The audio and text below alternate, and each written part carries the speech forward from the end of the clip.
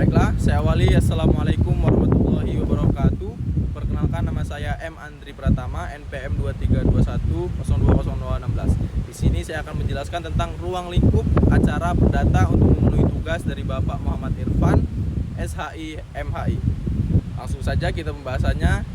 Ruang lingkup hukum acara perdata. Hukum acara perdata atau yang sering juga disebut hukum perdata formal adalah sekumpulan peraturan yang membuat bagaimana caranya untuk bertindak di depan pengadilan dan bagaimana caranya pihak yang terserang kepentingannya mempertahankan diri, bagaimana hakim bertindak sekaligus memutus perkara dengan adil, dan bagaimana melaksanakan keputusan hakim yang bertujuan agar hak dan kewajiban yang telah diatur dalam hukum perdata material itu dapat berjalan dengan semestinya sehingga terwujud tegaknya hukum dan keadilan.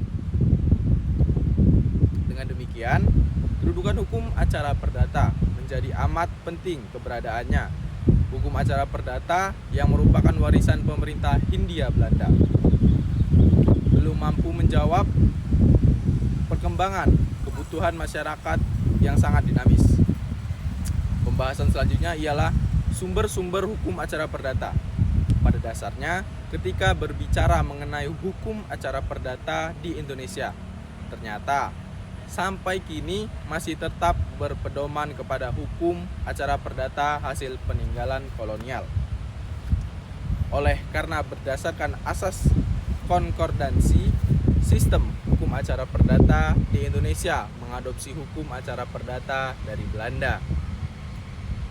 Selanjutnya ke pembahasannya ialah asas-asas hukum acara perdata. Yang pertama, asas kebebasan hakim merupakan asas kebebasan hakim, yaitu merupakan asas yang bersifat universal yang berlaku di semua negara hukum. Asas ini berarti bahwa dalam pelaksanaan peradilan, hakim itu harus bebas, yaitu bebas dalam memeriksa dan mengadili perkara dan bebas dari campur tangan atau turun tangan kekuasaan ekstra yudiensial lainnya. Dalam hukum acara perdata yang baru, asas ini perlu diatur secara jelas dengan disertai adanya jaminan dan sanksi yang tegas.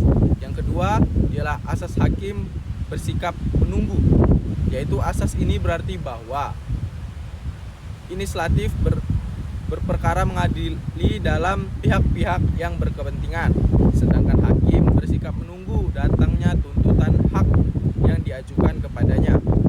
Jadi akan ada proses atau tidak adanya tuntutan hak atau tidak diserahkannya sepenuhnya ke dalam pihak-pihak yang berkepentingan. Asas ini kiranya dapat dipahami karena hukum acara perdata mengatur bagaimana pihak mempertimbangkan pribadinya, berbeda dengan hukum acara pidana yang mengatur cara-cara mempertahankan kepentingan publik. Maka inisiatif berperkara dilakukan oleh pemerintah yang diwakili oleh jaksa, penuntut umum atau alat-alat perlengkapan negara lainnya, yaitu kepolisian. Selanjutnya ya, asas hakim aktif. Hakim selalu menjadi pimpinan sidang, harus aktif baik sebelum maupun selama pemeriksaan dalam sidang pengadilan agar berjalan dengan tertib dan lancar. Dalam hal ini hakim berwenang antara lain dan menetapkan hari persidangan, memerintahkan pemanggilan kepada para pihak, memerintahkan pengajuan alat-alat bukti, memberikan nasihat, mengupayakan perdamaian, menunjukkan upaya hukum dan sebagainya. Dan selanjutnya yang terakhir, asas persidangan terbuka. Asas ini diatur dalam pasal 17 ayat 1 Undang-Undang Nomor 14 Tahun 1970 yang menyatakan bahwa sidang pemeriksaan pengadilan adalah terbuka untuk umum kecuali apabila undang-undang menentukan lain. Jadi kesimpulan dapat kita ambil dari penjelasan di atas dapat disimpulkan bahwa yang pertama, hukum acara perdata atau yang sering juga disebut hukum perdata formil. Dan yang kedua, sistem hukum acara perdata di Indonesia mengadopsi hukum acara perdata dari Belanda. Sumber hukum acara perdata adalah tempat di mana dapat ditemukannya ketentuan-ketentuan hukum acara perdata yang berlaku di Indonesia.